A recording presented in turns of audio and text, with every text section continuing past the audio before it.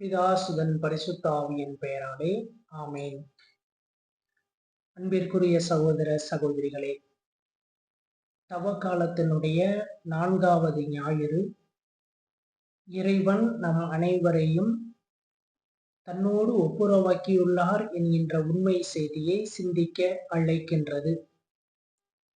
இன்றைய நற்செய்தியிலே ஆண்டவர் இயேசு பாவிகளோடும் வரி தண்டுபவர்களோடும் உணவு அருந்தியதை கண்ட பரிசேயரும் மறைநூல் அறிஞரும் இயேசுவுக்கு எதிராக முணுமுணுக்க, இயேசு அவர்களுக்கு ஊதாரி மைந்தனுடைய கதையை சொல்லுகின்றார்.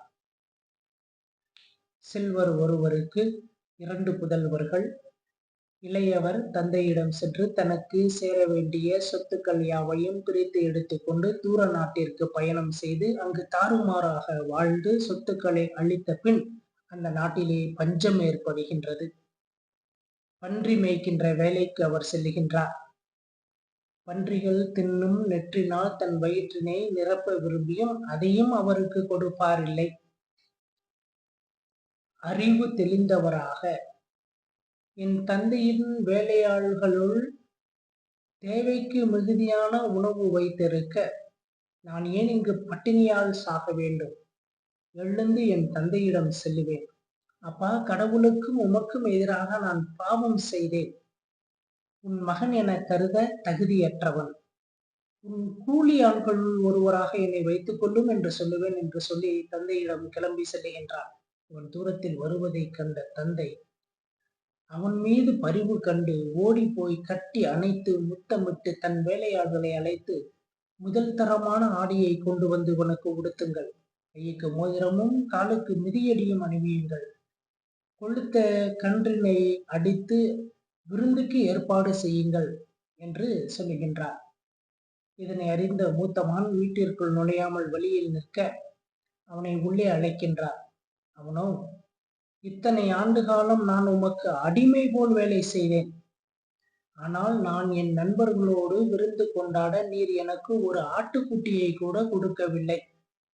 மாறாக உமது இந்த மகன் சொத்துக்களை எல்லாம் அளித்தவன், தன்னுடைய தம்பி அல்ல, உமது இந்த மகன் உன் சொத்துக்களை எல்லாம் அளித்தவனுக்கு நீர் கொளுத்த கன்றினை அடித்து விருந்து ஏற்பாடு செய்திருக்கின்றீர் என்று முறையிடுகின்றார். அதற்கு தந்தை, உனது தம்பி, உன்னுடைய மகன் என்று சொன்னார் அல்லவா இவர், அதற்காக உன்னுடைய தம்பி இறந்து போயிருந்தான், உயிர் பெற்று இருக்கின்றான், காணாமல் போயிருந்தான், கண்டுபிடிக்கப்பட்டிருக்கின்றான், விருந்து கொண்டாடுவது முறையே என்று சொல்லுகின்றார். இதன் மூலம் கிறிஸ்து அந்த பரிசேயரிடம், பாவிகள் என்று நீங்கள் கருதுகின்றவர்கள் என்னுடைய இளைய பிள்ளைகள், சட்டம் படித்து தெளிந்த நீங்கள் என்னுடைய மூத்த பிள்ளைகள், நாம் அனைவரும் ஒரு குடும்பம் தான், ஒப்புரவோடு இருக்கின்றோம் என்கின்ற செய்தியை அவர்களுக்கு கொடுக்கின்றார்.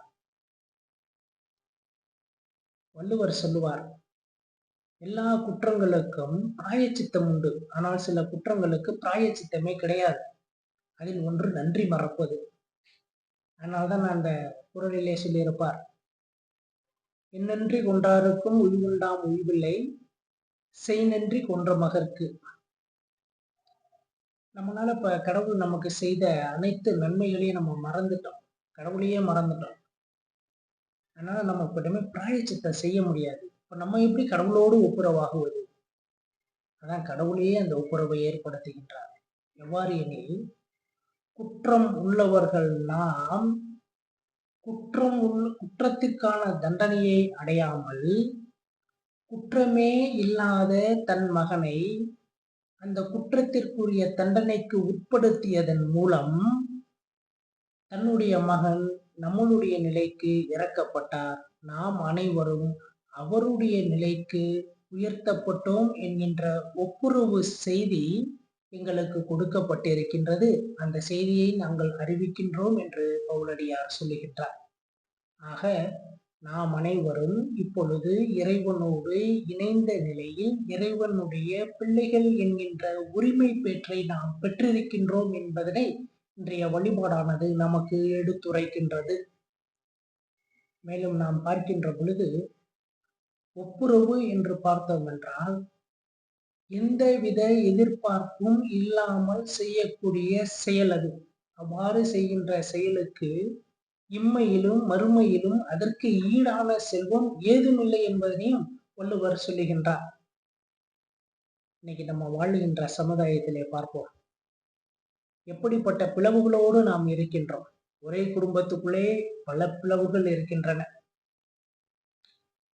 சாதாரணமாக நம்ம சமுதாயத்தில் எடுத்துக்கொண்டால் பெரியவர்கள் சிறியவர்கள், ஆண் பெண், ஏழை பணக்காரன், கொஞ்சம் விசாலமாக பார்க்க வேண்டும் என்றால் சாதி, மதம், இனம், மொழி, நாகரிகம், பண்பாடு, கலாச்சாரம் என்று பல்வேறு பிரிவினைகளை நாம் பெரிதுபடுத்தி கொண்டிருக்கின்றோம். ஒப்புரவோடு சமாதானத்தோடு நாம் வாழ்வதாக தெரியவில்லை. எல்லா இடங்களிலும் தேவையில்லாத சில பிரச்சனைகளை நாம் உண்டு பண்ணி பிளவுபட்டு ஒருமனப்படாமல் சமாதானத்தோடு வாழாமல் இருக்கின்றோம். பாரதி சொல்லுவான், தன்னுடைய சீடன் ஒருவன் அவரிடம் எங்க சாமி கும்பிடணும்னு கேட்டதுக்கு, ஞானியை கும்பிடு, மூடனை கும்பிடு போயிட்டான். அவனை விரட்டிக்கிட்டு திருப்பி ஓடுறாரு. ஞானி மூடன்னு பேதம் பார்த்துட்டேன், அது தப்பு. யானையை கும்பிடு, கழுதையை கும்பிடு போயிட்டான். திருப்பி விரட்டிக்கிட்டு ஓடுறாரு. இப்பவும் பெரிய விலங்கு சின்ன விலங்குன்னு நான் பேதம் பார்த்துட்டேன், மலையை கும்பிடு, குப்பையை கும்பிடு அப்படின்னா திருப்பி விரட்டிக்கிட்டு ஓடுறாரு. இப்பவும் நான் பேதம் பார்த்துட்டேன், மலை குப்பை.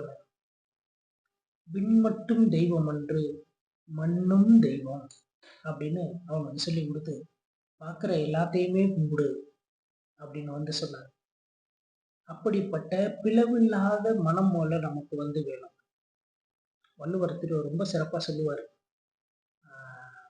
ஒப்புரவு அறிதல் அப்படின்னு 22வது அதிகாரம் இல்லறவியல்ல இருக்கு. அதுல சொல்லியிருப்பாரு, ஒத்ததறிவான் உயிர் வாழ்வான், மற்றையான் சித்தாருள் வைக்கப்படும். ஒப்புரவு செய்யறவனா வாழ்றவன், மற்றவனா சாவான்னு சொல்லல, செத்துட்டான் அப்படின்னே சொல்றாரு. ஆக நாம் வாழுகின்ற சமுதாயத்திலே எந்தவித பிளவும் இல்லாமல் நாம் அனைவரும் இறைவனுடைய உரிமை பிள்ளைகள் என்கின்ற எண்ணத்திலே நாம் இருக்க வேண்டும். அதனை நாம் செயல்படுத்தவும் வேண்டும். அவ்வாறு நாம் செய்யாத பட்சத்திலே நாம் இறைவனுடைய பிள்ளைகள் என்று சொல்லுவதற்கு நமக்கு எந்தவித தகுதியும் இல்லை என்பதனை நாம் புரிந்து கொள்ள வேண்டும். இறைவன் நாம் செய்த குற்றத்தை பொருட்படுத்தாமல் அவர் நம் அனைவரையும் அவரோடு ஒப்புரவாக்கியுள்ளார். ஆக நாமும் அந்த ஒப்புரவை அனுபவிக்கின்றோம். இந்த அனுபவித்த ஒப்புரவை பிறரோடு பகிர்ந்து கொள்ள வேண்டும். அது மட்டுமல்லாமல் இந்த ஒப்புரவு செய்தியை நாம் பிறருக்கு அறிவிக்கவும் கடமைப்பட்டிருக்கின்றோம். ஆக நம்மளுடைய வாழ்வு ஒரு இணைந்த வாழ்வு, சமாதானம் மிக்க வாழ்வு, ஒப்புரவு நிறைந்த வாழ்வு, அதாவது ஒருமித்த ஒத்த கருத்துள்ள மனம் உள்ளவர்களாக வாழ்கின்ற ஒரு வாழ்வு. நாம் எல்லோருமே, எல்லா உயிர்களுமே இறைவனுடைய பிள்ளைகள் என்பதனை நாம் அறிந்து வாழுகின்ற வாழ்வாக இருக்க வேண்டும். அப்படி இல்லை அப்படின்னாக்க வள்ளுவர் சொன்ன மாதிரி தான் இருக்கும். அதை தான் நம்ம கேட்டுக்கணும். நம்ம உசுரோட இருக்கிறோமா இல்லை செத்துட்டோமா? பெரிய மகன் உள்ள போனாரா என்ன அப்படிங்கிறது அப்படியே நிற்கிது, ஊழியத்தில் முடிக்கல. அந்த வகையில வீடு அப்படின்னு பார்த்தோம் அப்படின்னா அது கடவுள் வாழுகின்ற இடம், மோட்சம் அப்படின்னு சொல்றோம். இப்ப நம்ம மோட்சத்துக்குள்ள போயிட்டோமா, இளைய மகன் மாதிரி மன்னிப்பு கேட்டு நாம் மோட்சத்துக்குள் சென்று விட்டோமா, அல்லது மூத்த மகன் போல நாம் விவாதித்து கொண்டு வெளியில் நிற்கின்றோமா? சற்று சிந்திப்போமா? பிதா சுதன் பரிசுத்த ஆவியின் பெயராலே ஆமேன்.